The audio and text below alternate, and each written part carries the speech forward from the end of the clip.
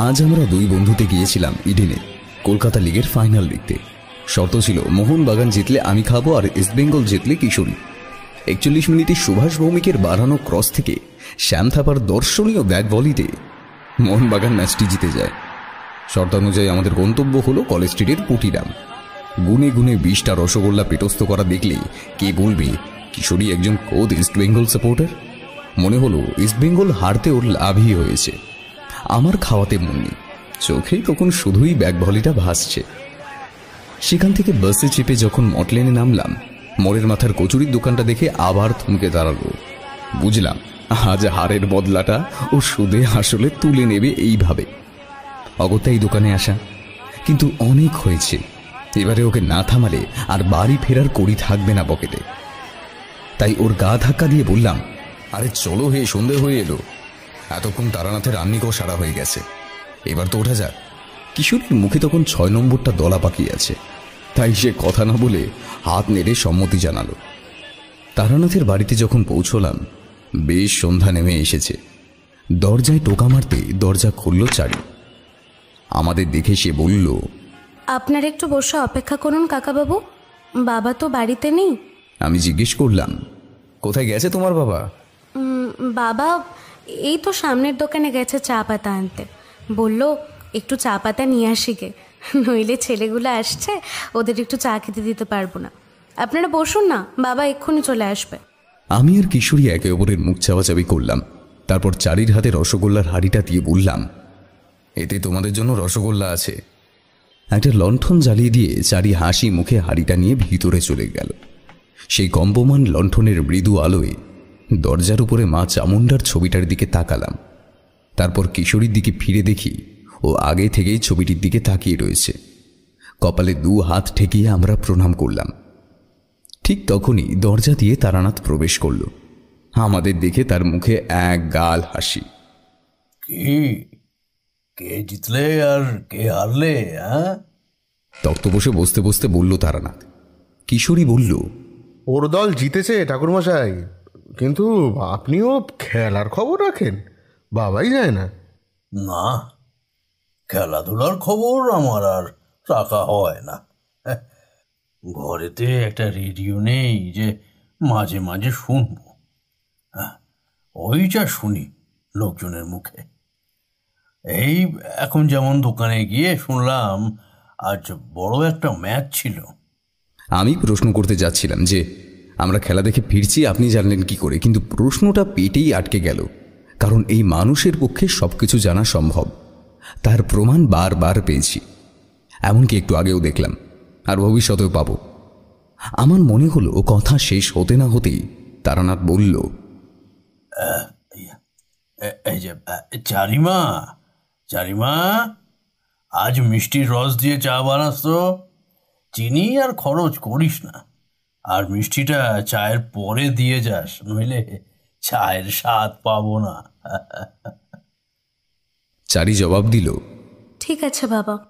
এরপর তারানাথ কিছু একটা বলতে যাচ্ছিল, কিন্তু কিশোরী পাল্টা প্রশ্ন করে বসল, আচ্ছা, আপনি এমন গড় গড় করে ভূত ভবিষ্যৎ কি করে বলেন বলুন দেখি? আমি বললাম, কেন হে, তুমিও কি ভূত ভবিষ্যৎ বলা শিখবে নাকি? শিখলে তো বেশ মন্দ হয় না। অন্তত বউয়ের মতিগতি আগে থেকে টের পেয়ে গেলে অনেক কিছু থেকে রক্ষা পাওয়া যাবে। কিশোরীর এই কথা শুনে আমি আর তারানাথ দুজনেই হেসে ফেললাম। তারপর তারানাথ আবার বলতে শুরু করলো, হ্যাঁ, তো যেটা তোমাদের বলতে যাচ্ছিলাম, খুব ছোটবেলায় আমিও খেলতাম, মনে পড়ে। তবে তা বেশি বছর নয়। আসলে আমার জীবন কাহিনীটাই অন্যভাবে লেখা হয়েছিল। জন্মের সময় আকাশে নীল উল্কা দেখা দিয়ে তখনই বোধহয় আমার ভবিতব্য ঠিক করে দিয়েছিল। অমর জীবনের কথা তো তোমরা জানোই। আমরা একসঙ্গে মাথা নেড়ে সম্মতি জানালাম। তা সেই ব্যক্তি আমার জন্মের আগেই এ কথা বলে গিয়েছিলেন। তিনি ছিলেন ত্রিকালদর্শী। তাই ছোট থেকেই আমি ছিলাম আর 5টা বাচ্চাদের থেকে আলাদা। সর্বদা একা একা থাকতাম। ভর দুপুরে বড় গাছের তলায় বা পুকুর পাড়ে গিয়ে বসতাম। কি যে সর্বদা ভাবতাম তা এখন মনে পড়ে না। একটু বড় হতে শ্মশানের রাস্তা ধরলাম, যে শ্মশানের নামে আমার বয়সী ছেলেপিলেরা ভয়ে মরত। সেই শ্মশান ভূমিকেই আমার কত শান্তির জায়গা বলে মনে হতো যে তা তোমাদের আর কি বলি। এমন সময় চারি গরম চা দিয়ে গেল। আমরা সবাই গরম চায়ে চুমুক দিলাম। তারানাথ চায়ে একটা চুমুক দিয়ে পাশে সাজানো হুঁকোটা হাতে তুলে নিল। আজ পাসিং শোয়ের কথা আমরা বেমালুম ভুলে গেছি, তাই চুপ করে রইলাম। একবার করে চায়ে চুমুক, আর একবার করে গড় গড় শব্দে হুঁকোতে টান দিতে লাগলো তারানাথ। কিছুক্ষণ পরে চারি একটি প্লেটে করে আমাদের জন্য রসগোল্লা দিয়ে গেল। তারানাথ হাসি মুখে বলল, আরে এ তো দেখছি পুটিরাম। বহুকাল বাদে স্বাদ পাবো তোমাদের কল্যাণে। আমি লজ্জিত ভাবে বললাম, আরে না না ঠাকুরমশাই, এমনটা বলবেন না। এ তো সামান্য কিছু এনেছি জেতার আনন্দে, আর আমরা তো খেয়ে এসেছি, তাই এত মিষ্টির প্রয়োজন নেই। আপনি আর চারি খান। কিশোরীর দিকে তাকিয়ে আমি বেশ অবাক হলাম। ও তো কিছুই বলল না, উল্টে হ্যাংলার মতো দেখে চেয়ে আছে প্লেটটার দিকে। শুধু নিজের কথা ভাবলেই হবে? বন্ধুর কথাও তো ভাবতে হবে নাকি? ওর যে খিদে পেয়েছে। নাও নাও নাও হয়ে কিশোরী, নাও তুমি শুরু করো। আমি কিশোরীর আচরণে বেশ লজ্জিত হলাম। ওর হয়েছেটা কি? এত খেয়েও ওর খিদে পায় কি করে? ওকে প্রশ্ন না করে পারলাম না। এই কি হয়েছে বলো তো তোমার? আজ তো খাই খাই করছো কেন? আর তোমাকে তো এত খিদে কখনো দেখিনি। কোনো কবিরাজি বাচন টাচন খেয়েছো নাকি? না না, পাঁচন নয়, ভিটামিন। কদিন পেটের ব্যামোর জন্য ডাক্তারের দেওয়া একটা ভিটামিন খাচ্ছি। এটা তারই গুণ, যেটাই খাচ্ছি হজম হয়ে যাচ্ছে সঙ্গে সঙ্গে। কিশোরীর কথা শুনে তারানাথ হা হা করে হেসে উঠল। তারপর বলল, এই খিদের পেছনে ওই ভিটামিনই যে দায়ী, এ ব্যাপারে তুমি নিশ্চিত তো? কিশোরী কিছুটা থতমত খেয়ে বলল, হ্যাঁ, তা নয় তো কি। কেন বলুন তো? খিদের পিছনে কি অন্য কোনো কারণ থাকতে পারে নাকি? যার হজম শক্তি যত বেশি, তার খিদে তত তাড়াতাড়ি পাবে, এটাই তো স্বাভাবিক। সে তো আমিও জানি, কিন্তু কখনো কখনো এই খিদের পেছনে যে কত ভয়ঙ্কর কারণ থাকতে পারে এই ব্যাপারে তোমাদের কোনো ধারণা নেই। আজ তাহলে তেমন একটি অভিজ্ঞতার কথা তোমাদের বলি, কেমন? কমলাকান্ত মজুমদার নামের একটি ছেলের সঙ্গে আমার একবার পরিচয় হয়েছিল কাজের সূত্রে। ছেলেটি উচ্চশিক্ষিত, এই তোমাদেরই বয়সী হবে।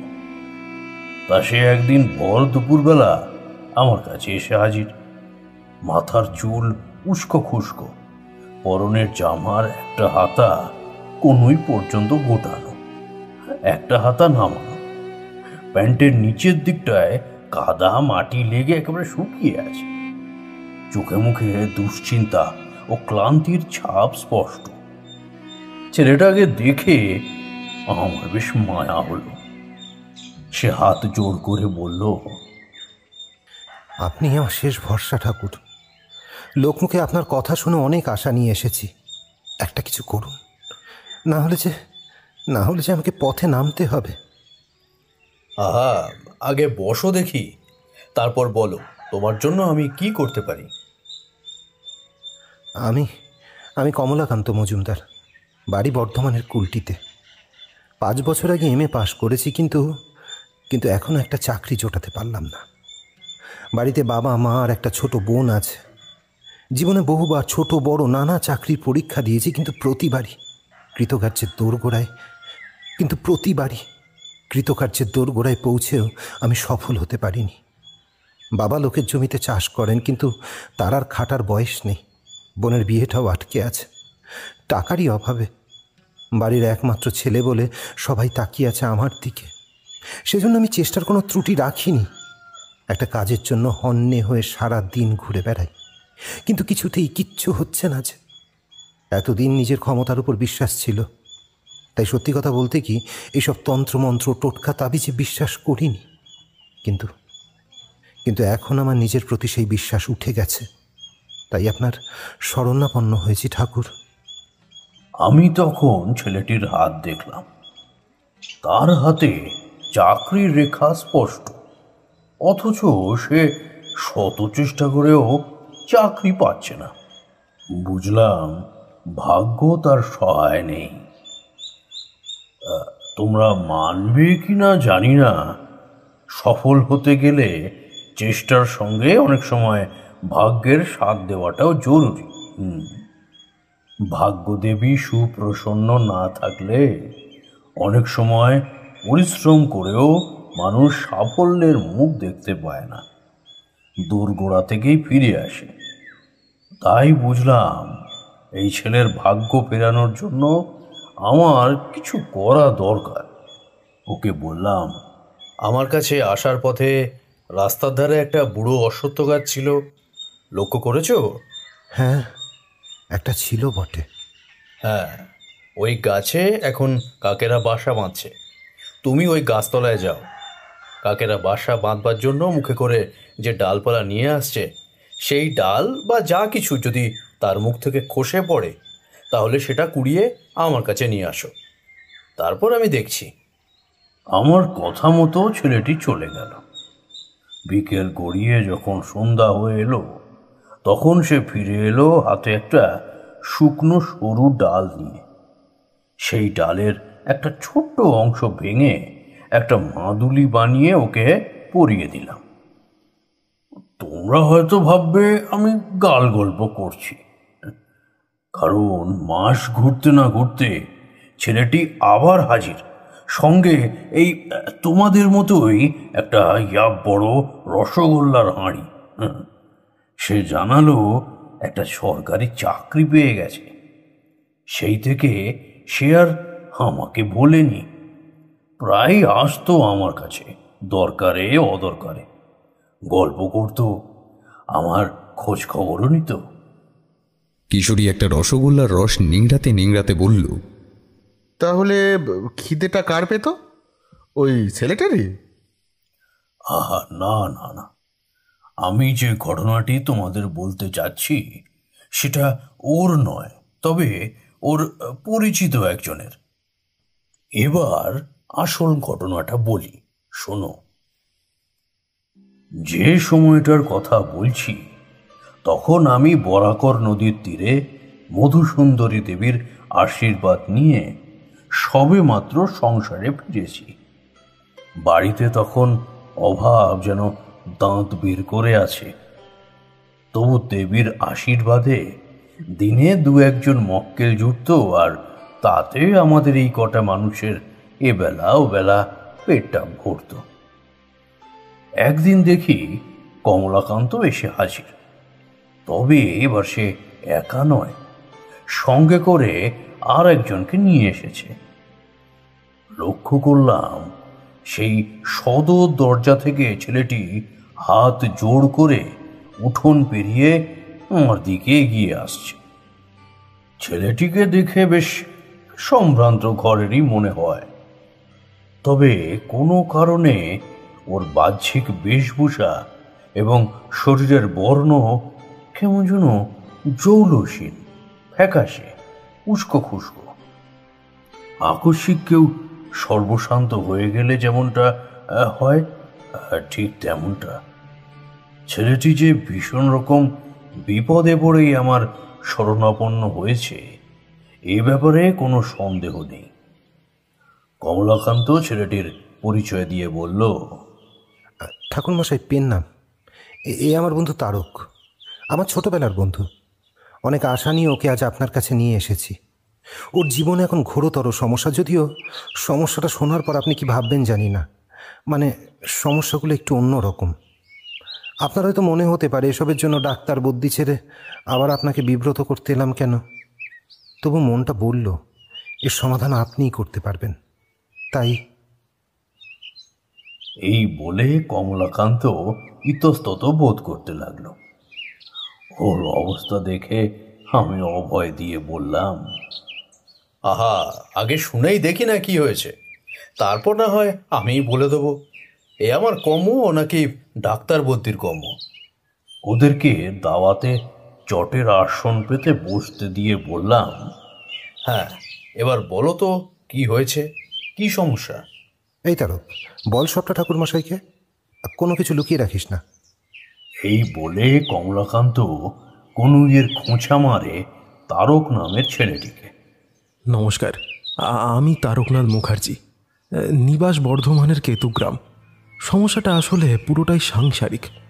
আমার মুখে সব কথা শুনে কমলই আমাকে এক প্রকার জোর করে নিয়ে এলো আপনার কাছে। কমল আমার কাছের বন্ধু, তাই এই সমস্যার কথা নিজে মুখে একমাত্র ওকেই বলেছি। আসলে ঘরের কথা 5 জনে জানুক, লোক হাসাহাসি করুক, এটা আমি কখনো চাই না। আসলে গ্রামে আমাদের বাড়িতে একটা সুনাম আছে তো, আমাদের যৌথ পরিবার, বুঝতেই পারছেন অসুবিধাটা কোথায়। একটা ভালো মন্দ খবর হলে গ্রামে রটে যেতে বেশি সময় লাগবে না। তবু আর আটকাতে পারলাম কই। লোকে এখন মুখজ্জি বাড়ির চৌকাঠ মারায় না, লোকের মুখে মুখে ফিসফিস লেগেই আছে। সবই আমার দুর্ভাগ্য। এমত অবস্থায় বাড়িতে যদি আপনার মতো তন্ত্র সাধকের আগমন হয়, তাহলে না জানি লোকে আর কি না কি ভাবে বসবে। তাই প্রথমটায় রাজি হয়নি। তবু এত দূর থেকে যখন আপনার কাছে এসেছি, তখন আপনাকে বলবো, নিশ্চয়ই বলবো। এই বলে একটা দীর্ঘশ্বাস ফেলল তারকনাথ মুখার্জি। তারপর বলল, ঘটনার সূত্রপাত মাসখানেক আগে থেকে। তখন সন্ধেবেলায় আমার বউ এলোকেশী সেদিন উঠোনে তুলসী তলায় প্রদীপ দেখিয়ে ঠাকুর ঘরে ঢুকছিল প্রদীপ দেখাতে। আমাদের ঠাকুর ঘরটা দোতলায়। বৌদি তখন নিচে রান্নাঘরে চা করছিল। আমাদের পরিবারে যা হয় সব একসাথেই হয়। অনেকক্ষণ হয়ে গেল, তবু এলোকেশী ওপর থেকে নামছে না দেখে বৌদি ঠাকুর ঘরে দেখতে গেল। আর সেখানে গিয়েই বৌদি চিৎকার করে আমাকে ডাকতে লাগলো। গিয়ে দেখলাম এলোকেশী জ্ঞান হারিয়ে মাটিতে পড়ে আছে। নেভা প্রদীপটা পাশেই পড়েছিল। কিছুক্ষণ পরে জ্ঞান ফিরল ওর, কিন্তু আর আগের মতো রইল না। কেমন যেন অস্বাভাবিক আচরণ করতে লাগলো, যেন অচেনা এক মানুষ।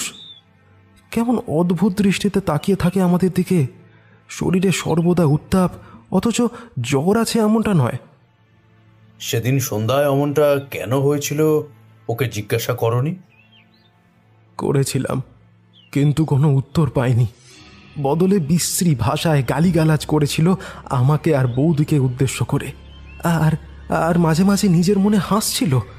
বলছিল আমার আর বৌদির নাকি অবৈধ সম্পর্ক রয়েছে। আমরা আমরা ওকে ঘর থেকে তাড়ানোর জন্য টোটকা করেছি। আমাদের জন্যই নাকি ওর শরীরটা খারাপ হয়ে গেছে। আরও কত নোংরা নোংরা কথা, সেসব মুখে আনা যায় না। অথচ বিশ্বাস করুন ঠাকুর, এলোকেশী ছিল সম্পূর্ণ উল্টো স্বভাবের মেয়ে। গালিগালাজ দূর অস্ত, কোনোদিন কাউকে তুই তুকারি পর্যন্ত করতো না। আর বৌদিকেও নিজের দিদির মতো ভালোবাসতো। আমাদের এই সুখের সংসারে কেন এমনটা হলো বলতে পারেন ঠাকুর? আমি জানি যতটা সইতে পারছি না। নিজেকে কেমন পাগল মনে হচ্ছে। এই বলে মাথা নিচু করে নিল তারকনাথ। পাশে বসে থাকা কমলাকান্ত আমার উপর অগাধ বিশ্বাসে ভর করে ওকে আশ্বস্ত করতে লাগলো। সত্যি কথা বলতে কি, আমিও না তখনও ব্যাপারটা ঠিক পুরোপুরি ধরতে পারিনি। সত্যি কি তবে কেউ আড়ালে ক্ষতি করার চেষ্টা করছে? অনেক সময় নিম্ন মার্গের তন্ত্র সাধকদের দ্বারা মানুষের এমনটা ক্ষতি করে থাকে। বানমারা তার মধ্যে একটি। এক্ষেত্রেও তেমনটা কিছু হয়েছে কিনা সে কথাই ভাবছিল। এদিকে তারকনাথ ছেলেটির মুখ দেখে বুঝে গেছি এলোকেশীর করা দোষারোপগুলো কোনোটাই সত্য নয়। তারকনাথের সত্যি কোনো বদ অভিসন্ধি নেই, ছেলেটি ভালো। এমন সময় কমলাকান্ত বলল, ঠাকুর, আপনি তো শুনলেন সবটাই। ওর এই বিপদে আপনাকে পাশে দাঁড়াতেই হবে ঠাকুর, না হলে যে শেষ হয়ে যাবে। আপনি দয়া করে চলুন ওর বাড়ি, আমার বিশ্বাস আপনি গেলেই এর একটা বিহিত হবে। না রে কমল, আমি যা বলছি সেটাই সব নয়। তোরা যদি যাস তাহলে যা বলছি তার থেকেও অনেক বেশি কিছু দেখতে পাবি, বুঝতে পারবি আমি আসলে কিভাবে দিন কাটাচ্ছি। ছেলেটির দুরবস্থা দেখে আমি ওদের সঙ্গে যেতে রাজি হয়ে গেলাম। হাওড়া স্টেশন থেকে বর্ধমানের রেলগাড়িতে চাপলাম আমরা 3 জন। কেতুগ্রাম যখন পৌঁছালাম তখন বেলা প্রায় দ্বিপ্রহর। গ্রামের শেষ প্রান্তের তারকনাথের একমাত্র 2 তলা পাকা বাড়িটা দেখে চিনতে অসুবিধা হলো না। বাড়িটার আড়ম্বর দেখে বোঝাই যায় ছেলেটি ধনী এবং বেশ সম্ভ্রান্ত পরিবারের ছেলে। কিন্তু কাছে যেতেই বাড়িটার বর্তমান দৈন্যদশা আমাকে কিছুক্ষণের জন্য স্তব্ধ করে দিল। দেখলাম খুব বড় একটা অমঙ্গলের ছায়া গ্রাস করেছে বাড়িটাকে। চোখের সামনে যা কিছু দেখছি বা যা কিছু ঘটছে কোনোটাই স্বাভাবিক নয়। বলেছিলাম না ঠাকুর, যা কিছু বলেছি তার থেকে অনেক বেশি কিছু দেখতে পাবেন আমাদের বাড়িতে এলে। তারকনাথ অবশ্য ভুল কিছু বলেনি। ওর বাড়িতে যে এমন দৃশ্য আমার জন্য অপেক্ষা করেছিল সেটা আমিও অনুমান করতে পারিনি। দেখলাম বাড়ির লাগোয়া উঠোনের প্রতিটা গাছে যত রাজ্যের কাকের বাসা, তাদের কর্কশ সমবেত ধ্বনিতে কান পাতা দেয়। বাড়ির দেওয়াল, ছাদের কার্নিশ, উঠোন, তুলসী মঞ্চ, সদর দরজায় সর্বত্র কাকের বিষ্ঠা জমে জমে সাদা চুনকামের মতো আস্তরণ পড়েছে। মরা পোড়ার গন্ধে অভ্যস্ত আমার মতো শ্মশান প্রবাসী তান্ত্রিকেরও সেই মোটকা গন্ধে গা গুলিয়ে উঠল। সদর দরজা দিয়ে ঢুকে উঠোন পেরিয়ে যাওয়ার সময় আর একটা দৃশ্য আমার নজরে পড়ল। দেখলাম একজন স্ত্রী লোক উঠোনের এক কোণে একটি গাছের তলায় একটা ভাঙা কুলোতে করে ভাত ছড়াচ্ছে আর কাকগুলোকে খেতে ডাকছে। তবে তার বয়সটা ঠিক আন্দাজ করতে পারলাম না। শরীরের গড়ন দেখলে মনে হবে 30, আবার বাহ্যিক বেশভূষা আর মাথা ভর্তি রুক্ষ কাঁচা পাকা চুল দেখলে 60 বছরের হওয়াটাও আশ্চর্যের কিছু নয়। যাই হোক, তারপর দেখলাম রাজ্যের কাক এসে সেখানে জড়ো হতে লাগলো। তাদের মধ্যে কোনোটা এসে তার কাঁধে বসলো, কোনোটা বা মাথায়। কিন্তু সেই স্ত্রী লোকটির কোনো ভ্রুক্ষেপ নেই। সে তেমনি সন্তান স্নেহে কাকগুলোকে খাওয়াতে লাগলো। আমার মনে কেমন যেন একটা সন্দেহ দানা বাঁধল। তবু মুখ ফুটে তখন আর কিছু জিজ্ঞাসা করলাম না তাকে। সত্যি কথা বলতে কি, অমন কাক প্রিয় মানুষ আমি এই প্রথমই দেখলাম।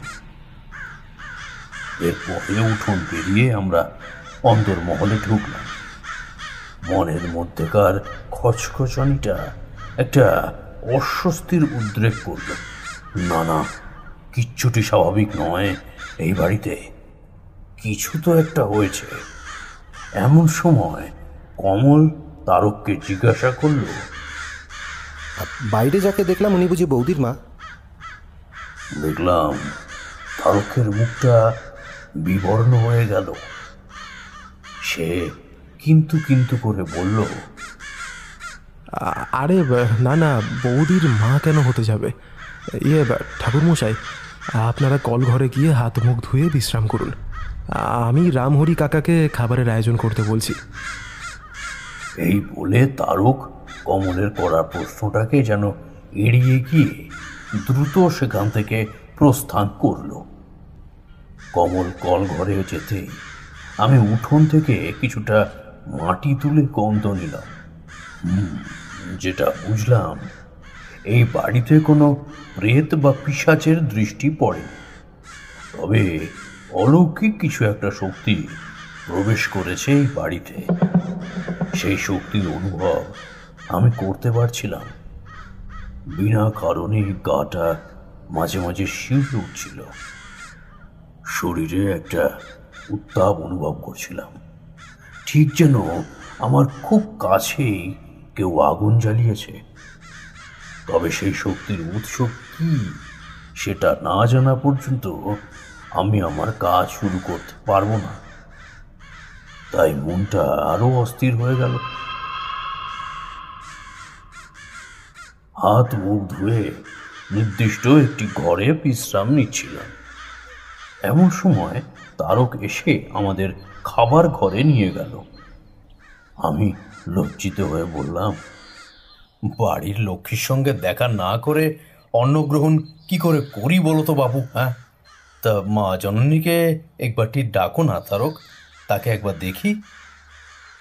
তারক একটা দীর্ঘশ্বাস ছেড়ে বলল, ঠাকুর, সে সাক্ষাৎ না হয় পরেই হবে। আপনি এত দূর থেকে এসেছেন, আগে অন্নগ্রহণ করুন, তারপর না হয়। আচ্ছা আচ্ছা, বেশ বেশ, বলছো যখন তখন তাই হবে। সত্যি খিদেটাও বেশ জাঁকিয়ে লেগেছে। বসো হে কমল, আর এই যে তারক, তুমিও বসে পড়ো আমাদের সাথে। না ঠাকুর, আপনারা বসুন, আমি আপনার সেবা করে তারপরে অন্নগ্রহণ করব। ততক্ষণ আমি এদিকটা একটু তদারকি করি, আপনাদের সেবায় যাতে কোনো ত্রুটি না হয়। এই বলে তারক ভাড়ার ঘরের দিকে চলে গেল। আমিও আর বিশেষ জোরাজুরি করলাম না। এদিকে খাবার আসনে বসে রইলাম তো রইলাম, কিন্তু তারক আর এলো না। এদিকে কমলটা খিদের দৃষ্টি দিয়ে আমার দিকে মাঝে মাঝে তাকাচ্ছে। বেশ কিছুক্ষণ এভাবে বসে বসে কেটে গেল। শেষমেশ উঠে পড়তে যাব এমন সময় তারক দৌড়ে ঘরে ঢুকে একেবারে আমার পা জড়িয়ে ধরল। ছেলেটার তখন বিধ্বস্ত অবস্থা, মাথায় গায়ে উচ্ছিষ্ট খাবারের অংশ লেগে রয়েছে। এক চরম অপরাধ আর লজ্জাবোধের গ্লানি তার মুখে স্পষ্ট। ওর দৃষ্টি ভূপতিত হলো। আমি ওকে তুলে বললাম, কি হয়েছে তারক? বিনা সংকোচে আমাকে বলতে পারো, বলো। ও যা বলল সেটা শোনার পর আমি জীবনের এক নতুন অভিজ্ঞতার সম্মুখীন হলাম। ঠাকুর, আপনি আমাকে অভিশাপ দিন, এই পাপের জীবন আমি আর রাখতে চাই না। আপনার মতো পুণ্যাত্মা অতিথিকে ঘরে ডেকে আজ আমি অতিথি আপ্যায়ন করতে ব্যর্থ। দুমুঠো অন্ন আপনাদের মুখে তুলে দিতে পারলাম না আমি। এ যে মহাপাপ, এ আমার ধর্মে সইবে না। কেন রে, আজ কি তবে বাড়িতে রান্না হয়নি? রান্না হয়েছিল, ঠাকুরকে আনতে পারবো ধরে নিয়েই রান্নার আয়োজন করতে বলেছিলাম। অনেক রকম পদ নিজেই রান্না করেছিল রামহরি কাকা, কিন্তু কি, ও সব খাবার খেয়ে নিয়েছে ইচ্ছে করে। ও শয়তানি বুঝেছে আজ বাড়িতে অতিথি আসবে, তাও জেনে বুঝে এমনটা করেছে। তুই কার কথা বলছিস তারক? এ লোকেশি। এটা শোনার পর আমার বিস্ময়ের অন্ত রইল না। একটা মানুষ কিভাবে এতগুলো মানুষের খাবার খেয়ে নিতে পারে? হ্যাঁ, এও কি সম্ভব? আমি বললাম, এলোকেশী মানে তোমার স্ত্রী? হ্যাঁ ঠাকুর, স্ত্রী বটে। 1 মাস আগে পর্যন্ত আমার স্ত্রী ছিল, কিন্তু ওই ঘটনার পর থেকে ও আমার আর স্ত্রী নেই। ওর খিদেটা দিন দিন বেড়ে চলেছে। সেই খিদের জ্বালা মেটাতে আমি সর্বশান্ত হয়ে যাচ্ছি। দুজন পূর্ণবয়স্ক মানুষের খাবার একা খাবার পরেও বলে, আরো খেতে দে, আমার খিদে পাচ্ছে। খেতে না দিলে তোদেরকেই গিলে খাবো। জানি না এই খিদের সঙ্গে সেদিনের ঘটনার কোনো যোগ আছে কি না। লজ্জার মাথা খেয়েই বলছি, আপনারা কষ্ট করে আরেকটু অপেক্ষা করুন। রামহরি কাকাকে চালে ডালে বসিয়ে দিতে বলেছি। ঘি দিয়ে একটু কষ্ট করে খেয়ে আমাকে পাপ মুক্ত করুন ঠাকুর। ছি ছি, এমনটা বলো না। আমি তোমার অবস্থাটা বুঝতে পারছি, তবে খাওয়ার আগে আমার অবশ্যই এলোকেশির সঙ্গে দেখা করাটা দরকার। ওর কাছে নিয়ে চলো তো আমাকে একবার। ও এখন ঘরে নেই, বাগানে আছে। আসার সময় বাগানে যাকে দেখলেন ওটাই এলোকেশী। আমি দ্বিতীয়বারের জন্য স্তম্ভিত হয়ে গেলাম। দেখলাম কমলও যেন আকাশ থেকে পড়েছে। সে বলল, কি বলছিস কি তুই তারক? ওটা বৌদি ছিল না? মানে বৌদিকে তো আমি বহুবার দেখেছি, ভালো করেই চিনি, কিন্তু ওখানে যে ছিল সে তো একজন বয়স্কা মহিলা। তাই তো তোকে জিজ্ঞাসা করলাম ওটা বৌদির মা কি না। তারক ম্লান হেসে জবাব দিল, ওটাই এলোকেশী। ও বদলে গিয়েছে ভেতরে এবং বাইরে দুদিকেই। একমাত্র আমি আর আমার বাড়ির লোক ছাড়া ওকে আর চেনার কারোর সাধ্যই নেই। কেমন বুড়িদের মতো চুলের দশা হয়েছে দেখেছিস? আর পরনে কেমন মলিন নোংরা কাপড় পরে আছে, ঠিক যেন বিধবা। স্বামী থাকতেও ও যেন বিধবার বেশ ধরেছে। এমনকি আমার নিজেকেও পাগল পাগল লাগে রে ভাই। তোকে বলেছিলাম না যে গিয়ে দেখবি তা সোনার থেকেও অনেক অনেক বেশি। এইসব কথোপকথনের মাঝে আমরা বাগানে এসে উপস্থিত হলাম। আমি বাড়ির পরিবেশটার দিকে একবার ভালো করে দৃষ্টি বোলালাম। এলোকেশীর মতোই হাল বাড়ির পরিবেশটা। সবটাই ফ্যাকাশে, রুক্ষ, চারিদিকে সবুজ সতেজতা হারিয়েছে। কাক ছাড়া ভিটেতে অন্য কোনো পাখি না আসছে না বসছে। এখন এলোকেশীকে দেখলাম, সে 2 পা মেলে গাছতলাটায় বসে আছে। আশেপাশে কাকগুলো ঘুরছে। ভাঙা কুলোটা দূরে পড়ে আছে। তার সেই রূপ যখন ভালো করে প্রত্যক্ষ করলাম, 2 হাত করজোড়ে কপালে ঠেকালাম। এ আমি কাকে দেখলাম? আর 5 জনের কাছে ও এলোকেশীর বদলে যাওয়া রূপ হতে পারে, কিন্তু আমার চোখে অন্য কিছু ধরা পড়ল। মাকে চিনতে ছেলের ভুল হওয়ার কথাও নয়। মায়ের কি আর রূপের শেষ আছে? আমার ঠোঁটের কোণে একটা হাসি ফুটল। ব্যাপারটা আমার কাছে এখন অনেকটাই স্পষ্ট। তারক বলল, ওর কাছে একটু আগে গিয়েছিলাম, ও এমনটা কেন করলো তার কৈফিয়ত চাইতে। কিন্তু হায়, কৈফিয়ত তো দূরের কথা, ও আমার দিকে তাকিয়ে আমার কথা শুনে বিচ্ছিরিভাবে হাসতে লাগলো। তারপর বলল,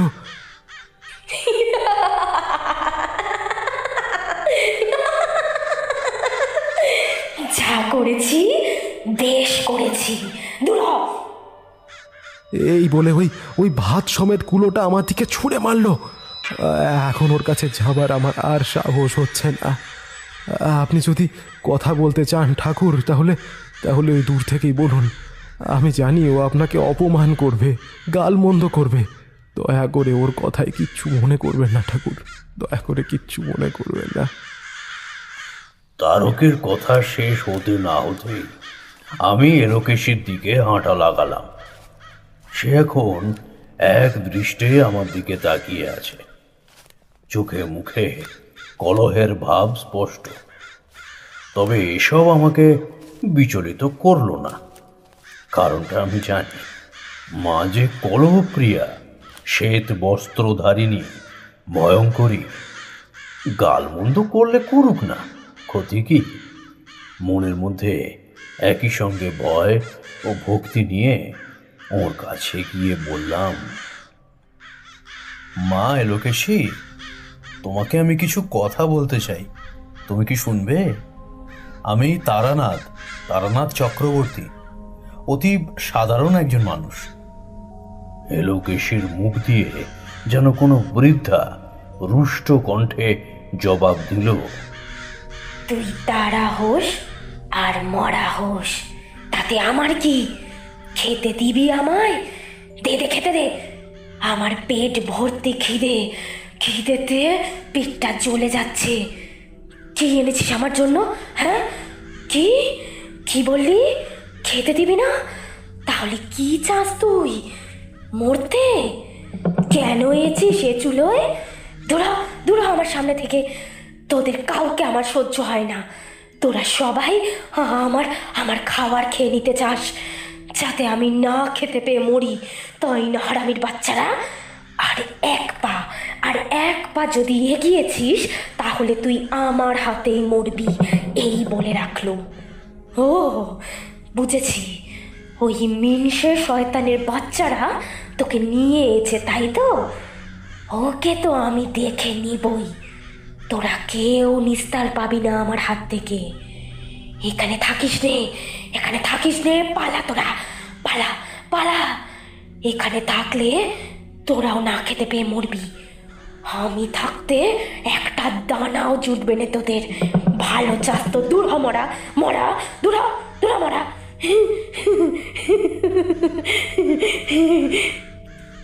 এইভাবে আমাকে মরা বলে তাচ্ছিল্য করতে লাগলো।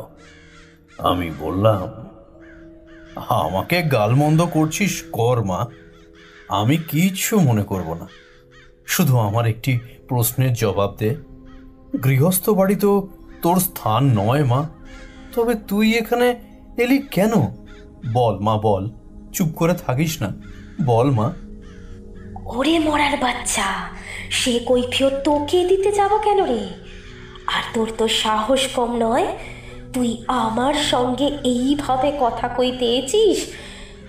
আমার বেশি কথা কইতে ভাল লাগে না, এসব কোলাহল আমার সয় না।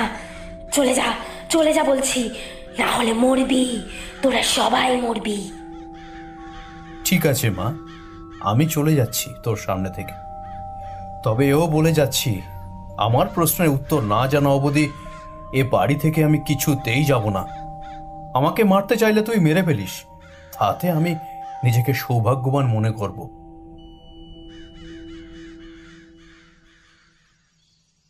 বিকেলবেলা গোবিন্দভোগ চালের ভাত, মুগের ডাল আর ঘি দিয়ে আহার করার পর তারককে বললাম, বলছি তোমাদের ঠাকুর ঘরটা আমাকে একবার দেখাবে চলো তো, যেখান থেকে এই ঘটনার সূত্রপাত। ঠাকুর ঘরে গিয়ে যা দেখলাম তাতে আমার মনের যাবতীয় সংশয় দিনের আলোর মতো পরিষ্কার হয়ে গেল। দেখলাম একটা ফুট দুয়েকের দেবী মূর্তি। দেবী চতুর্ভুজা, তার চার হাতে কুলো, ঝাঁটা, পাত্র আর বরাভয়।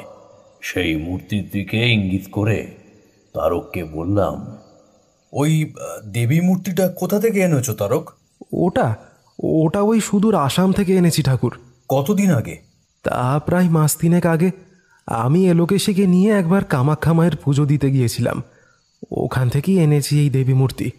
তুমি কি জানো এই দেবী কে? না ঠাকুর, জানি না। এই অদ্ভুত দর্শন দেবী মূর্তি আগেও কখনো দেখিনি, তাই এর পরিচয় জানতে চেয়েছিলাম, কিন্তু সে বলেনি। সে মানে যিনি আমাদের এই মূর্তিটা দিয়েছিলেন মানে এক প্রকার জোর করেই দিয়েছিলেন। সত্যি কথা বলতে আমরা প্রথমে নিতে চাইনি। আসলে তিনি ছিলেন কামাখ্যার একজন তন্ত্র সাধক, তাই তার কথা অমান্য করার সাহস কুলোয়নি। শেষে নিতে রাজি হয়েছিলাম। ভাবলাম নিলে তো আর ক্ষতি কিছু নেই, থাকবে না হয় আমাদের ঠাকুর ঘরে। এই দেবী মূর্তির পুজো পদ্ধতি কিছু বলে দেয়নি সেই তন্ত্র সাধক? না তো ঠাকুর, সে ব্যাপারে তো কিছুই বলেননি। শুধু বলেছিল ঘরে নিয়ে গিয়ে রাখো, কোল আলো করে সন্তান আসবে। আসলে আমাদের বিয়ের 6 বছর হয়ে গেলেও আমাদের এখনো কোনো সন্তান হয়নি, তাই সেই আশায় আরও বিশ্বাস করে নিয়ে এসেছিলাম। কিন্তু ঠাকুর, আপনি ওই মূর্তির ব্যাপারে এত কিছু জিজ্ঞাসা করছেন কেন? আর ওই দেবী বা কে? তবে কি এই মূর্তি এনে আমি কোনো ভুল করে ফেলেছি? শুধু ভুল নয়, সর্বনাশ করেছো তুমি। তুমি জানো না তারক, এ কাকে তুমি ঘরে এনেছো? এ দেবী শ্মশানবাসী, গৃহস্থের ঘর এর জন্য নয়। এই দেবী দশ মহাবিদ্যার সপ্তম মহাবিদ্যা, অত্যন্ত ক্রূর আর ভয়ঙ্করী দেবী, দেবী ধূমাবতী। ধূমাবতী? হ্যাঁ তারক, তোমাদের বাড়িতে যে দেবী ধূমাবতীর রোষ পড়েছে, এটা আমি এলোকেশীকে দেখেই বুঝেছি। তাই তোমাদের ঠাকুরঘরটা দেখতে চাইলাম। তোমাদের বর্তমান যে দৈন্যদশা, তা এই দেবীর কোপেই। এর হাত থেকে মুক্তি পাওয়া অত সোজা নয় হে তারক, অত সোজা নয়। আচ্ছা আচ্ছা তান্ত্রিক পূজারীরা যে দেবীর পূজা করতে ভয় পায়, সেই দেবীকেই কিনা তুমি ঘরে এনেছো। আর 5টা দেবদেবীর পুজোর সঙ্গে এই দেবীর পুজোর আকাশ পাতাল তফাৎ যে। না জেনে যে কি ভুল করেছো এখন বুঝতে পারছো তো? এই দেবী সম্পর্কে তো আমরা কিছুই জানি না ঠাকুর। কেমন এর পূজা পদ্ধতি, কোন ভোগে এই দেবী তুষ্ট হন, কিছুই তো জানি না। দয়া করে আমাদের আর অন্ধকারে রাখবেন না। এই দেবীর রোজ থেকে বাঁচার কি কোনো উপায় নেই? যদি থাকে তাহলে দয়া করে বলুন। আপনি যেমনটা বলবেন আমি তেমনটাই করব।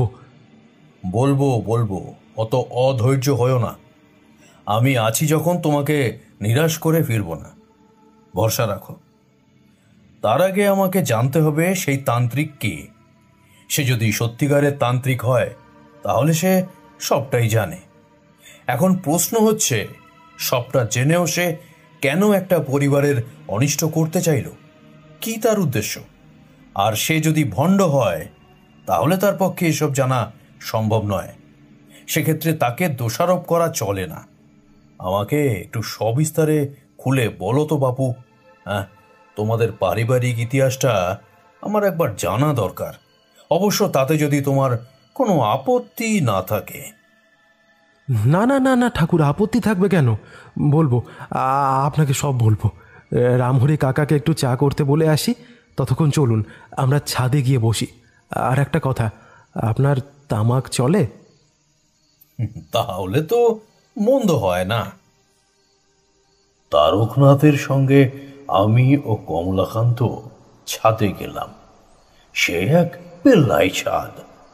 তখন সন্ধ্যা ঘনিয়ে এসেছে, ফুরফুরে একটা বাতাসও বইছে। একটা শতরঞ্জি পেতে আমরা বসলাম 3 জন। তারকনাথ বলতে শুরু করলো, আপনাকে তো আগেই বলেছি আমাদের যৌথ পরিবার ছিল। এ গায়ে প্রথম এত বড় পাকা বাড়ি আমার প্রপিতামহ দুর্গাচরণ মুখার্জি তৈরি করেছিলেন। তিনি বর্ধমানের জমিদারের একজন দেওয়ান ছিলেন।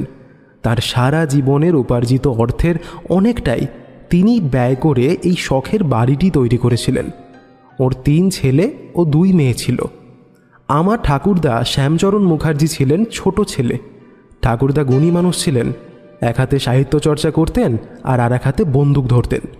বেশ নামকরা শিকারী ছিলেন তিনি। আসাম, উড়িষ্যা, মধ্যপ্রদেশের জঙ্গলে বহুবার শিকারে গেছেন। সবটাই বাবার মুখে শোনা, কারণ আমার জ্ঞান হবার আগেই তিনি মারা গিয়েছিলেন। এ বাড়িতে ওর শিকারের একটা সংগ্রহশালা আছে, আর সেখানেই সেই সব শিকারের বর্ণনার কাহিনীও তিনি লিপিবদ্ধ করে গেছেন। আপনাকে দেখাবো। ঠাকুরদার বড় ভাই কালীচরণের 24টা মাছের ভেড়ি ছিল। তিনি ছিলেন ঘোর ব্যবসায়ী মানুষ। মাছের ব্যবসায় আমার ঠাকুরদা মানে শ্যামাচরণকে উনি সঙ্গে নিয়ে যৌথ ব্যবসা চালাতেন। কিন্তু মেজ ভাই চণ্ডীচরণ ছিলেন একটু খামখেয়ালি প্রকৃতির। ওর কোনো কাজেই মন বসত না। দাদার মাছের ব্যবসায় কয়েক মাস কাজ করার পর সেই কাজ ছেড়ে দিল, দিয়ে পড়ানোর জন্য টোল খুলেছিল। কদিন যেতে না যেতেই পড়াশোনার পাট চুকিয়ে দিয়ে ফুলের ব্যবসা শুরু করলো। সেখানেও মন টিকল না, শেষে জ্যোতিষ চর্চা শুরু করলো। বড় ঠাকুরদা ছিলেন নিঃসন্তান। মেজ ঠাকুরদার 1টি ছেলে ও 3টি মেয়ে। সেই ছেলে মানে আমার খুড়তুতো কাকা পরেশনাথ একজন তন্ত্র সাধক ছিলেন।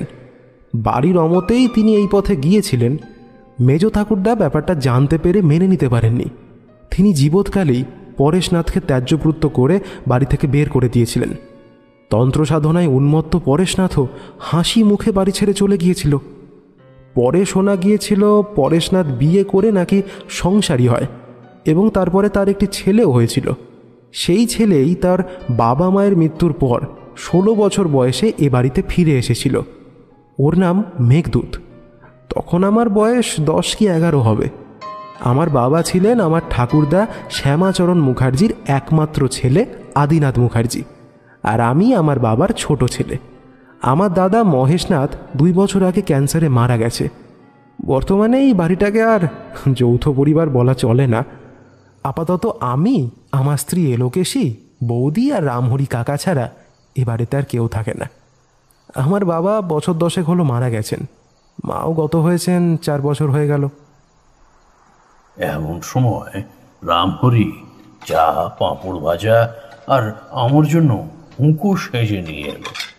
চা খেতে খেতে আর হুঁকোতে টান মারতে মারতে আমি জিজ্ঞাসা করলাম, আর তোমার সেই খুড়তুতো দাদা মানে মেঘদূত তো ফিরে এসেছিল বললে, তা সে এখানে থাকে না এখন? না, মেঘদূত দাদা যখন একটু বড় হলো তখন সেও বাবার মতো তন্ত্র সাধনা করতে শুরু করেছিল, তবে সবার চোখের আড়ালে। আমি একদিন এর প্রমাণ পেয়েছিলাম ওই ঘরে কিছু তন্ত্র আর গুপ্তবিদ্যার বই দেখে। অনেক বইয়ের মাঝে সেগুলো লুকানো ছিল। সেই সময় ও ঘরে ঢুকে আমাকে বইগুলো নাড়াচাড়া করতে দেখে ফেলে। তারপর ও আমাকে শাসানি দেয় যে আমি যদি বাড়ির কাউকে এ কথা বলি তাহলে ও আমার ক্ষতি করে দেবে। তখন আমি নিতান্তই ছোট ছিলাম, তাই ভয়ে কাউকে কিছু বলিনি। সারাদিন ও বাড়িতে থাকতো না, কোথায় যেত কেউ জানতো না। এইভাবে কেটে গেল বেশ কিছু বছর। তারপর আমার বিয়ে হলো এলোকেশীর সঙ্গে। এলোকেশী যে কতটা সুন্দরী ছিল তা এখন দেখলে কারোর বোঝার সাধ্য নেই। ওই মেঘদূতের দৃষ্টি পড়েছিল এলোকেশীর ওপর। তখন মা বেঁচে ছিলেন। একদিন দাদা বৌদিকে নিয়ে শ্বশুরবাড়ি গিয়েছিল। আমিও কোনো একটা কাজে বাড়ি ছিলাম না। বাড়িতে শুধু মা আর এলোকেশী ছিল। মেঘদূত প্রতিদিনের মতোই ঘরে ছিল না। সময়টা তখন দুপুরবেলা। মা নিচের ঘরে ঘুমোচ্ছিল। এমন সময় ওপরের ঘর থেকে এলোকেশীর চিৎকার শুনতে পায়। মা গিয়ে দেখে মেঘদূত এলোকেশীর সর্বনাশ করার জন্য পাগলা কুকুরের মতো উদ্ধত হয়েছে। ঠিক ঠিক তখনই আত্মরক্ষা করতে এলোকেশী ওর খোপার কাঁটাটা গুঁজে দেয় মেঘদূতের চোখে। যন্ত্রণায় কাতরাতে কাতরাতে সে এলোকেশীকে ছেড়ে ঘর থেকে বেরিয়ে যায়। বাড়ি ফিরে সেই ঘটনা মায়ের মুখে আমরা জানতে পারি। শয়তানটা 2 দিন পরে চোখে ব্যান্ডেজ লাগিয়ে ওই বিভৎস মুখ নিয়ে বাড়ি ফিরেছিল। তখনই দাদা আর আমি মিলে ওকে মারধর করে ঘরছাড়া করেছিলাম। তারপর ওকে আর এ গায়ে দেখা যায়নি। সে কোথায় পালিয়েছে আর কেউ জানে না। তারকনাথের এই পারিবারিক ইতিহাস শুনে আমি গুম হয়ে গেলাম। মনের মধ্যেকার জটগুলো খুলতে লাগলো। আমাকে অনেকক্ষণ নির্বাক থাকতে দেখে তারকনাথ বলল, ঠাকুর, আপনি কি কিছু ভাবছেন? না না, কিছু না। আচ্ছা, এবারে তোমাদের এই মূর্তি প্রাপ্তির ঘটনাটা একটু খুলে বলো দেখি, তারপর 2 এ 4 হয় কিনা দেখছি। তারক আবার বলতে শুরু করলো, মাস 3 আগে একজন জটা জুটো সাধু এসেছিল এ বাড়িতে। পরনে লাল বস্ত্র, কপালে রক্ত তিলক, হাতে একটা ত্রিশূল। বৌদি তাকে সিধে দিয়ে বিদায় করেছিল। এমন সময় আমি সেখানে উপস্থিত হই। আমাকে দেখা মাত্র সে বলল, বাবা ডাক যদি শুনতে চাস তাহলে কামাখ্যায় যা, মায়ের পূজা দে, ওখানে গিয়ে আমার খোঁজ করিস। খ্যাপা বাবা বললেই সবাই দেখিয়ে দেবে আমার আস্তানা। এই বলে সে চলে গেল। তার 1 সপ্তাহ পরেই আমরা কামাখ্যা গেলাম। মন্দিরে পুজো দেওয়ার পরে দেখলাম সেই সাধু। গিয়ে দেখলাম সে কোনো সাধারণ সাধু নয়, রীতিমতো তন্ত্র সাধক। কামাখ্যা শ্মশানে একটা নির্জন জায়গায় তার কুটির। সামনে ধুনি জেলে সে যজ্ঞে মত্ত। কত কি চেনা অচেনা তন্ত্রের উপকরণে সাজানো তার সামনে। কামাখ্যার তন্ত্র সাধকদের অসীম ক্ষমতার কথা জানতাম, তাই তার কথার ওপর অবিশ্বাস করতে মন চাইল না। একটা আশার আলোও ফুটে উঠেছিল। কথাবার্তার পরে এক অদ্ভুত দর্শন দেবী মূর্তি আমাদের দিয়ে বলল, একে নিয়ে গিয়ে তোদের ঠাকুর ঘরে রাখ, তারপর যা করার এই বেটিই করবে, তোদের মনোবাঞ্ছনা পূর্ণ হবে। এই দেবী কে? প্রশ্ন করায় সে চটে গিয়ে বলেছিল, আহ, অত প্রশ্ন করিস না। যদি অবিশ্বাস করিস তাহলে তোদের সর্বনাশ হবে। বিশ্বাস করলে দেবী তোদের মঙ্গল করবে। জয় মা, জয় মা, জয় মা। এখন তোরা বিদায় হ। তারপর তোমরা সেই মূর্তি নিয়ে এসে পুজো করতে শুরু করলে, কি তাই তো? তা এলোকেশী কি পুজো করতো?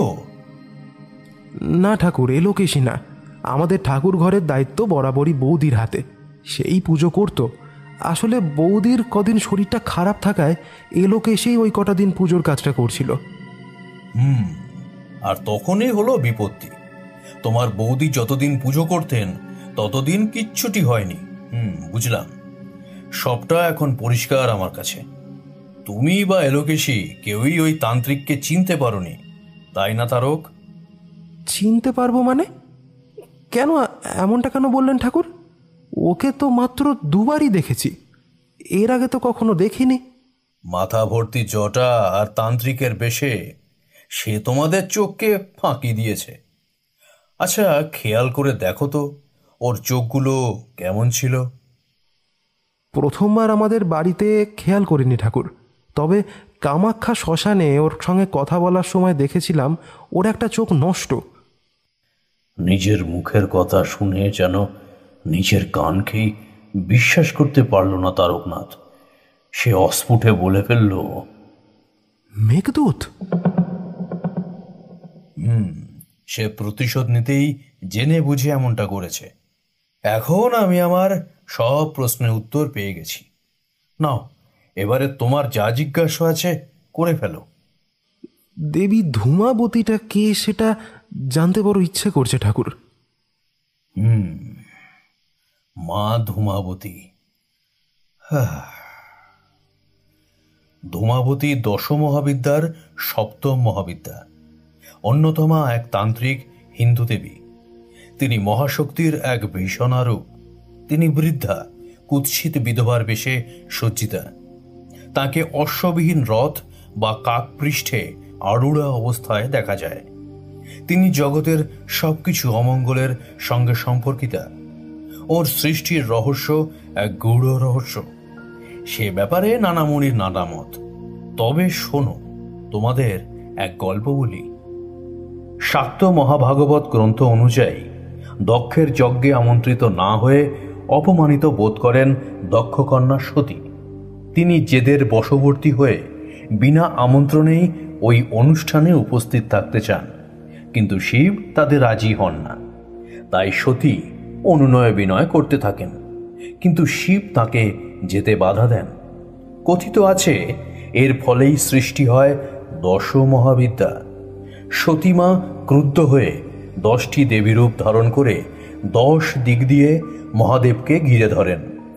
মহাদেব দেবী মাতঙ্গীকে দর্শন করার পর যখন পালাবার জন্য পথ খুঁজছিলেন, তখন তিনি দক্ষিণ পূর্ব দিকে দর্শন করলেন আর এক বিচিত্র দেবীকে। তিনি দেবীকে ওই রূপে বর্ণনা করলেন।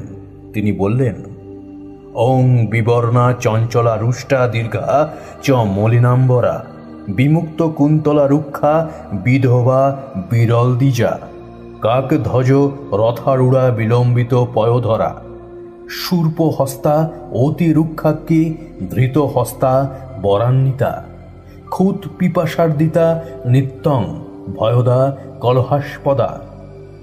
অর্থাৎ এক কাকধ্বজ রথে বসে থাকা দেবী, যার গায়ের রং ফ্যাকাশে, চঞ্চলা, ক্রুদ্ধা, দীর্ঘদেহা, মলিন বস্ত্র পরিহিতা, স্বামীহীনা, দন্তহীনা, শিথিল স্তনা নারী মূর্তিকে দেখলেন তিনি। তাঁর হাতে কুলো, চোখের দৃষ্টি অতি তীব্র, অন্য হাতে কম্পমান বড় মুদ্রা। ক্ষুধা তৃষ্ণায় তিনি সর্বদা কাতর, তিনি ভয়ঙ্করী, সর্বদা কলহপ্রিয়া। দেবীর এই রূপ দেখে শিব বিভ্রান্ত হলেন। তার পত্নী সতীর জায়গায় তিনি কোন বৃদ্ধা জরাগ্রস্তা মূর্তিকে দেখলেন? এই দেবী হলেন ধূমাবতী। দেবীর সৃষ্টি সম্পর্কে আরও একটি চমকপ্রদ ঘটনার কথা পুরাণে বলা আছে। একদিন কৈলাসে শিব বসে আছেন আর তার কোলে বসে আছেন দেবী উমা। এমন সময় দেবী উমা বাচ্চা মেয়ের মতো বলে উঠলেন, আমার খুব খিদে পেয়েছে, কিছু খেতে দাও। একথা শুনে শিব বললেন, একটু অপেক্ষা করো, তোমাকে খেতে দিচ্ছি। কিছুক্ষণ পরে দেবী আবার বললেন, দাও, আমাকে খেতে দাও, বড় খিদে পেয়েছে আমার। তখন শিব আবার বললেন, লক্ষ্মী সোনা, আর একটু অপেক্ষা করো, খেতে দিচ্ছি। তখন দেবী ক্রুদ্ধ হয়ে বললেন, হে জগন্নাথ, অপেক্ষা করার ক্ষমতা আমার আর নেই। এই বলেই দেবী স্বয়ং মহাদেবকেই গিলে ফেললেন। ঠিক তখনই দেবীর সারা দেহ থেকে ধোঁয়া বা ধূম বেরোতে লাগলো, আর সেই ধোঁয়ার মাধ্যমেই শিব তার যোগবলের দ্বারা দেবীর পেট থেকে বেরিয়ে এসে বললেন, পশ্য ভদ্রে মহাভাগে পুরুষ নাস্তি মাং বিনা তদ্দন্না বনিতা নাস্তি পশ্যতং জ্ঞানচক্ষুষা বিধবাসী কুরু ত্যাগং শঙ্খ সিন্দুরমেব চ সাধব্যাং লক্ষণং দেবী কুরু ত্যাগিং পতিব্রতে ধূম ব্যাপ্ত শরীরাত্তু তত ধূমাবতী স্মৃতা। অর্থাৎ, হে শোভনে, ধ্যানযোগে দেখো, আমি ছাড়া আর পুরুষ নেই, আর তুমি ছাড়া কোনো স্ত্রী নেই, কিন্তু আমাকে গ্রাস করে তুমি বিধবা হয়েছ। তাই সধবার চিহ্ন, শাঁখা সিঁদুর, পতিব্রতার চিহ্ন তুমি ত্যাগ করো, আর সমস্ত শরীর ধূমে পূর্ণ হওয়ায় তোমার নাম হলো ধূমাবতী। তন্ত্রের মতে বলা হচ্ছে, দক্ষযজ্ঞে পতিনিন্দা শ্রবণে সতী দেহত্যাগ করেছিলেন নিজের দেহ থেকে কোপাগ্নি সৃষ্টি করে। সেই অগ্নিময় দেহ ধূমে পরিব্যাপ্ত হয়েছিল। সেই তিথিটি ছিল অক্ষয় তৃতীয়া, মঙ্গলবার সন্ধ্যাবেলায়। তাই তন্ত্রে বলে, দেবী ধূমাবতীর সৃষ্টি প্রাপ্তে অক্ষয় তৃতীয়ায়াং জাতা ধূমাবতী শিবে কালী কালী কালবক্ত্রা ভৌমবারে নিশামুখে। এই মূর্তি সর্বশত্রু বিনাশিনী। ভয় পেও না তারক, তোমার পরিবারের ক্ষতি চেয়ে যে এই দেবীর সাধনায় লিপ্ত হয়েছে, তার ফল ঘুরে গিয়ে তার দিকে ফিরে যাবে, এটা আমার বিশ্বাস। অপকর্মের উদ্দেশ্যে দেবীর সাধনা করলে দেবী সেই সাধকের প্রতি রুষ্টা হন, এটা বোধ হয় তার জানা নেই। ধূমাবতী প্রলয়ের প্রতীক। তিনি সৃষ্টির পূর্বে এবং প্রলয়ের পরে বিদ্যমান মহাশূন্যের মূর্তিস্বরূপা, জগতের অমঙ্গলসূচক জিনিসের সঙ্গে সম্পর্কযুক্তা। ধূমাবতীর পুজো আইবুড়ো, বিধবা ও সর্বত্যাগী সন্ন্যাসী ছাড়া আর কারোর পক্ষে করা অসম্ভব। এখন বুঝতে পারছো তো?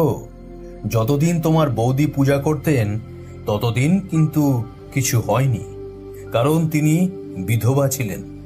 একমাত্র বিধবারা দেবীর তেজ সহ্য করতে সক্ষম, কোনো এও স্ত্রী নয়।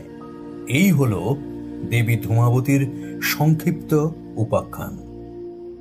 আমার মুখে দেবীর এই রহস্য ঘন উপাখ্যান শুনে তারক দুই হাত কপালে ঠেকিয়ে বদ্ধ কণ্ঠে বলল, জয় জয় মা ধূমাবতীর জয়। তোমার সৃষ্টি রহস্য অপার। তুমি আদি, তুমি অন্ত মা। কৃপা করো মা, কৃপা করো। আমরা না জেনে তোমার পুজো করে তোমাকে অসন্তুষ্ট করে ফেলেছি। ক্ষমা করো মা গো, ক্ষমা করো। আহা, অত উতলা হয় না তারক। মা তো মাই হয়, তা সে যত উগ্র, খেপি, ভয়ঙ্করই হোক না কেন। তুমি বা তোমার পরিবার বিনা দোষে শাস্তি ভোগ করবে, এটা তো মাও চাইবেন না, তাই না? তোমাদের শুধু একটি ভুল হয়ে গেছে, সেটা হলো তোমরা মায়ের পুজো পদ্ধতি না জেনে তার পুজো করে ফেলেছ। এতে মা অসন্তুষ্ট হয়েছেন। তাই আমাদের এখন একটাই কাজ, মাকে তার বিশেষ পুজো পদ্ধতি মেনে পুজো করে সন্তুষ্ট করা। কিন্তু কে করবে সেই কাজ, এটাই আমি বুঝতে পারছি না। আমার মাথায় এটা নিয়ে চিন্তা চলছে। কেন ঠাকুর? আপনি আপনি স্বয়ং থাকতে আর কে করতে যাবে এই কাজ? আহা তারক, তুমি ভুলে যাচ্ছ, সর্বত্যাগী সন্ন্যাসী ছাড়া মায়ের পুজো করা নিষেধ। এতে করে সেই পূজারী বা সাধকের সর্বনাশ হয়, এমনকি তার প্রাণ সংশয় পর্যন্ত হতে পারে। আর তুমি তো দেখলেই আমি সর্বত্যাগী সন্ন্যাসী নই। আগে ছিলাম, এখন আমার ঘর আছে, আমি একজনের পিতা, আমার শরীরে পরিবারের প্রতি মায়া আছে, পার্থিব জিনিসের প্রতি মোহ আছে, আমার পিছু টানও আছে। একটা সময় ছিল যখন এসব কিছুর বাঁধন ছেড়ে আমি বেরিয়ে পড়েছিলাম, কিন্তু সেদিনের সেই তারানাথ আর এখনের আমির মধ্যে বিস্তর ফারাক। হে তারক, বিস্তর ফারাক। আমার পক্ষে এই কাজ করা আর সম্ভব নয়। তুমি বরং তেমন কোনো সাধকের খোঁজ করো, তবে আমি কাজ না শেষ হওয়া পর্যন্ত তোমাদের ছেড়ে কোথাও যাব না, কথা দিলাম। তবে এ কাজ আমার দ্বারা সম্ভব নয়। না না না না না ঠাকুর, ঠাকুর, তা হয় না। এই দুর্দিনে সেই সাধকের খোঁজ করতে গেলে যে ততদিনে আমার যা সর্বনাশ হবার হয়ে যাবে। আপনি আপনি দয়া করে বুঝুন আমার কথাটা। এমনিতেই তো এই কদিনে এলোকেশী আধমরা হয়ে গিয়ে কঙ্কাল সার হয়ে গিয়েছে। বেশি দেরি করলে ওকে যে আর ফিরে পাবো না ঠাকুর। দয়া করুন, দয়া করুন, আপনি দয়া করুন। ছেলেটি আমার পা জড়িয়ে অজরে কাঁদতে লাগলো। আমি পড়লাম দুর্বিপাকে। নিজেকে দাঁড়িপাল্লার সেই মধ্যেকার দণ্ডটা মনে হলো, যার একদিকে ঝুলছে তারকের পরিবার আর অন্যদিকে ঝুলছে আমার পরিবার। কি করব কি করব না ভেবে পেলাম না। তারককে শান্ত করে বললাম, শান্ত হও তারক, শান্ত হও। আমি একটু ভেবে দেখছি। এই বলে আমি ওর সামনে থেকে সরে গেলাম।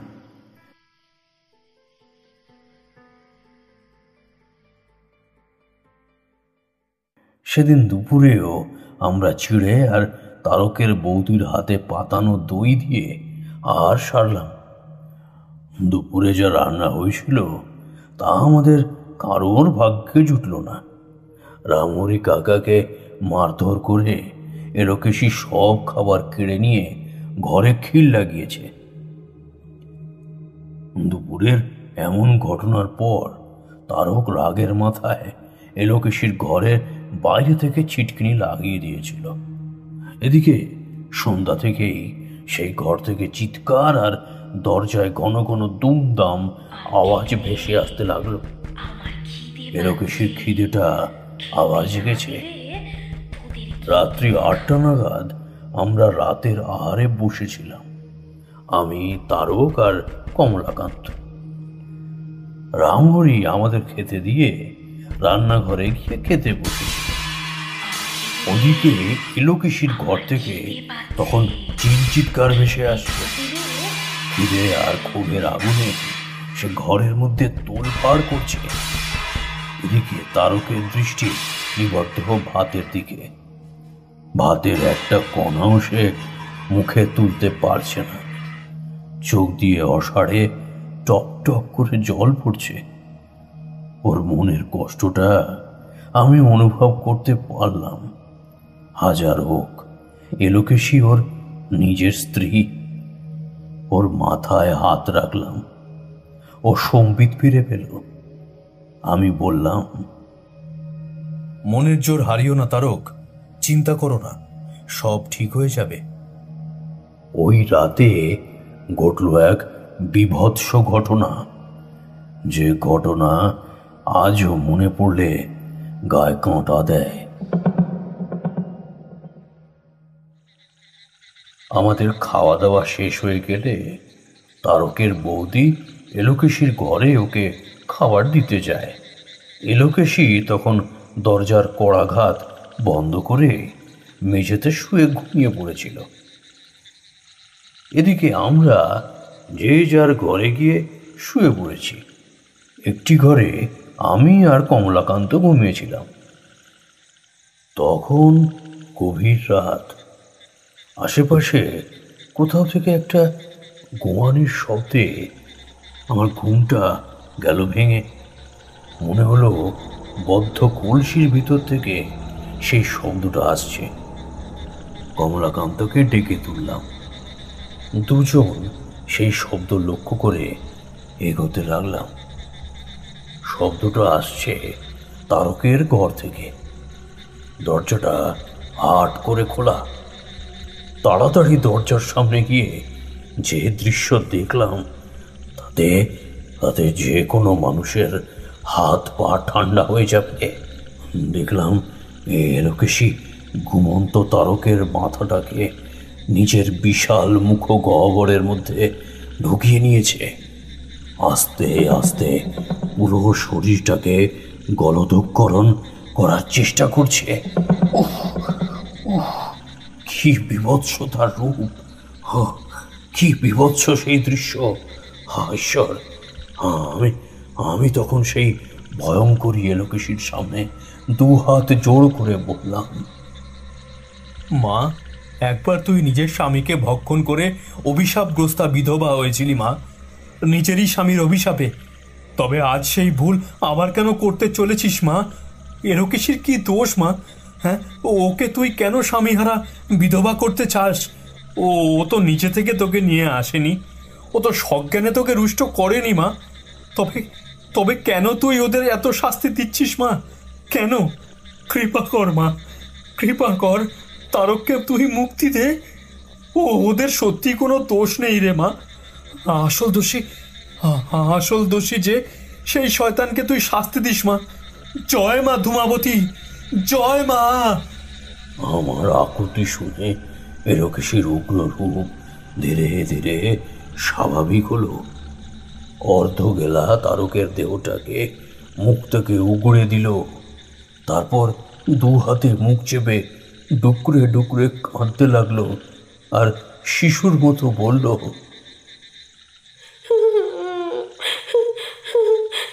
আমার যে খুব খিদে পেয়েছে, দে না আমাকে কিছু খেতে।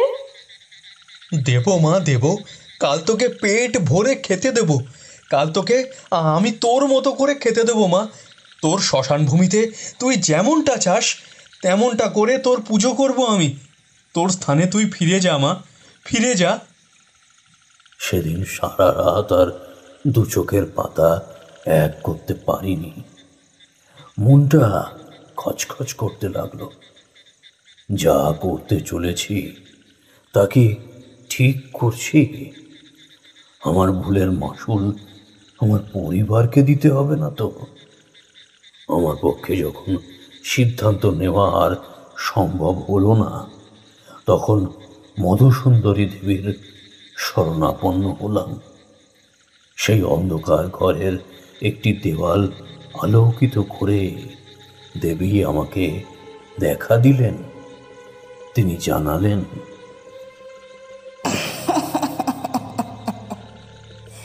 তুই যে কাজ করতে চলেছিস তারা, সে নিঃসন্দেহে অতি ভয়ঙ্কর। তোর প্রাণনাশ পর্যন্ত হতে পারে তারা। তবে এটা জানবি, তুই যা করতে চলেছিস তা মানুষের হিতের জন্য, একটা পরিবারকে রক্ষা করার জন্য। তুই তোর শিক্ষাকে মানব কল্যাণে লাগানোর ব্রত নিয়েছিলিস, তাই এই ভয়, এই পিছুটান তোকে মানায় না। মানায় না তোকে, মানায় না। দেবী ধূমাবতীকে সন্তুষ্ট করাই তোর একমাত্র লক্ষ্য হোক। আমার আশীর্বাদ থাকবে তোর উপরে সর্বদা, আমার আশীর্বাদ থাকবে তোর উপরে সর্বদা। তাই হবে দেবী, তাই হবে।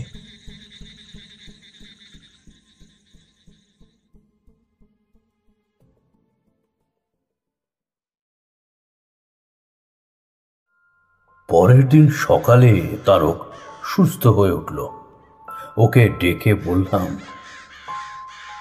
আমি করব দেবীর পুজো, তাতে আমার যা হয় হোক। আমি মনস্থির করে ফেলেছি, আজ গভীর রাতে তোমাদের গ্রামের শ্মশানে আমি পুজোয় বসব।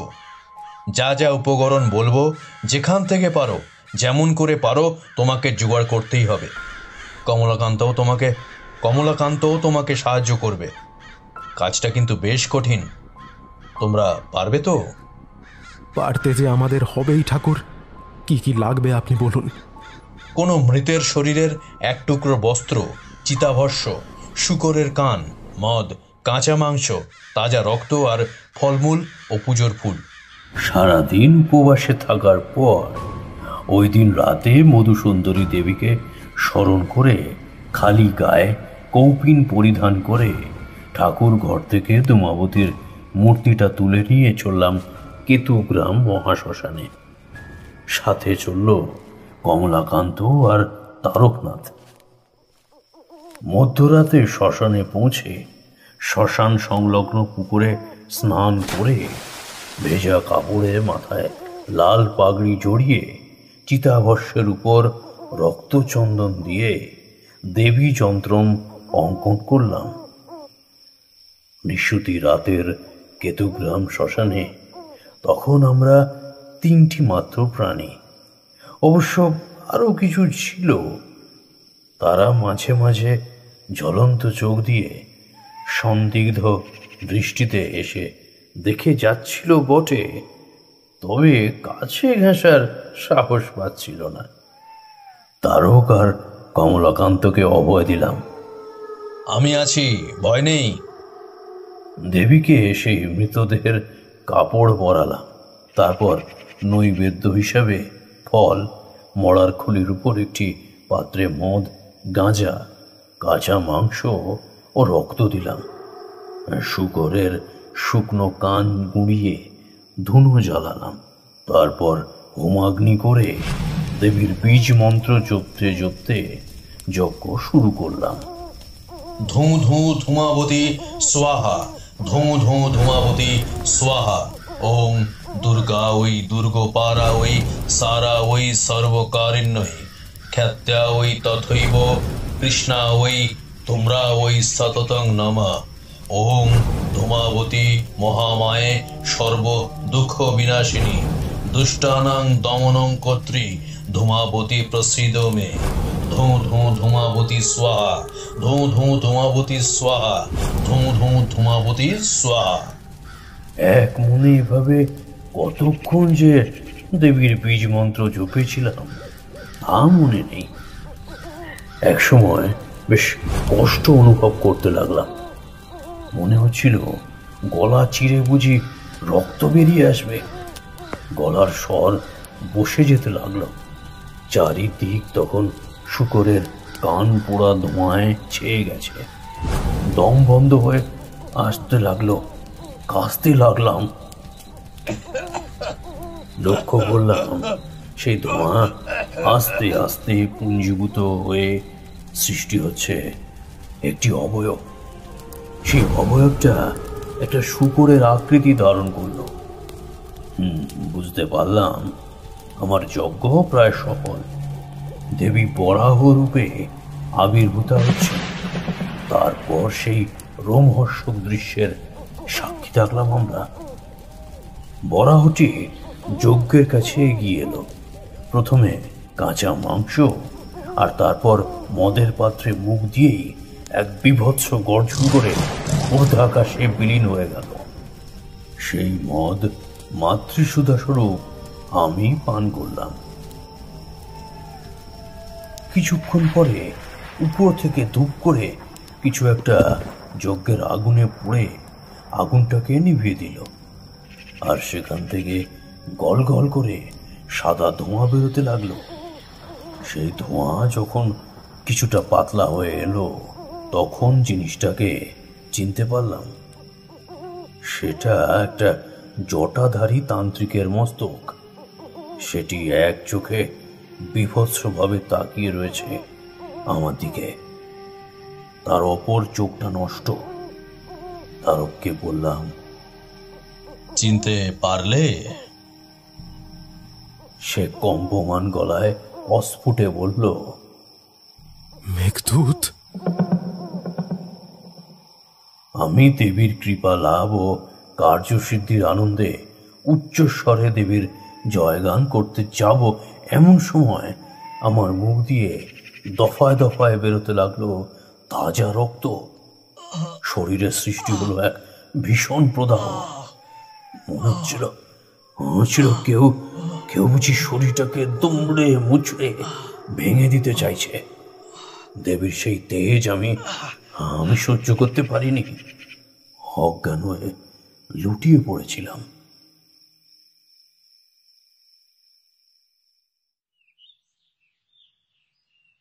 পরের দিন জ্ঞান ফিরল তারকের ঘরে।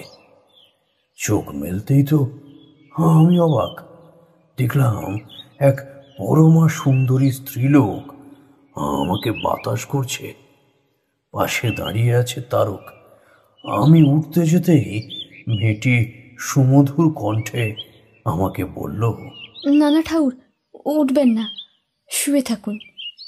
আপনি যে এখনো দুর্বল। আপনি অসাধ্য সাধন করেছেন ঠাকুর। আপনাকে ধন্যবাদ দেওয়ার ভাষা নেই আমাদের। আপনার জন্য আজ আমি আবার এলোকেশী রূপে ফিরে পেয়েছি স্বামীর আদর, সোহাগ, ভালোবাসা।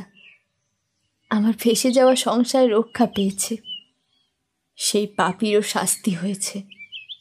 এসব আপনারই জন্য ঠাকুর। আপনাকে সেবা করার এই স্বর্গীয় অনুভূতি থেকে আমাকে বঞ্চিত করবেন না ঠাকুর। আপনি বিশ্রাম নিন, আমি হাওয়া করে দিচ্ছি। কি যে বলি তোমাদের। এলোকেশীর স্নেহ মাখা কথাগুলো শুনে আমার বুকটা জুড়িয়ে গেল। ঠিক যেমন আমার মা আমাকে ছোটবেলায় স্নেহ দিতেন, আদর দিতেন, ঠিক তেমন সুখানুভূতি হলো মনে। তার সাথে চারি মায়ের মুখটাও মনে এলো। আমি এলোকেশীর মাথায় হাত রেখে বললাম, তোমার মঙ্গল হোক মা। সুখে দুঃখে তুমি আর তারক একসাথে থেকো। তোমার কোল আলো করে ফুটফুটে সন্তান আসবে দেখো। তবে আমার জয়গান না করে তোমরা তার জয়গান করো, যিনি না থাকলে তোমাদের এই ঠাকুর মশাইয়ের প্রাণ ভোমরাটাই যে উড়ে যেত। বলো, জয় দেবী মধুসুন্দরীর জয়, জয় দেবী মধুসুন্দরীর জয়, জয় দেবী মধুসুন্দরীর জয়। ওই দিন দুপুরে এলোকেশীর হাতের রান্না খেয়ে আমি বেরিয়ে পড়লাম। আমাকে বিদায় জানানোর সময় এলোকেশী আর তারকের অশ্রু সজল চোখ আমার দৃষ্টি এড়ালো না। তারক আর কমলাকান্ত আমাকে স্টেশন পর্যন্ত ছেড়ে দিয়ে গেল। মেয়ে চারির জন্য আমার মনটা তখন উদ্বিগ্ন। ওর মুখটা না দেখা অবধি যেন শান্তি নেই আমার। তারানাথ থামল। শেষ হলো দেবী ধূমাবতীর গায়ে কাঁটা দেওয়ার মতো এক উপাখ্যান। তারানাথের জীবনের আরও এক অলৌকিক ঘটনার সাক্ষী থাকলাম আমি আর কিশোরী। সাক্ষী থাকলাম বটে। লোকটার গল্প বলার এমনই গুণ যে সবকিছু যেন চোখের সামনে ভেসে ওঠে। যে গল্পগুলো মন থেকে বিশ্বাস করলে সমৃদ্ধ হওয়া যায়। জানি না কিশোরী কি ভাবছে, তবে এর আগের বার মা চামুণ্ডার উপাখ্যান শোনার পর তারানাথের গল্পের প্রতি ওর অবিশ্বাসটা উঠে গেছিল। সেটাও মুখে স্বীকার না করলেও আমি বেশ বুঝতে পারি। দেখি ফেরার পথে আবার কি খাবার মতলব করেও। ওর খিদেটা যেভাবে বেড়েছে।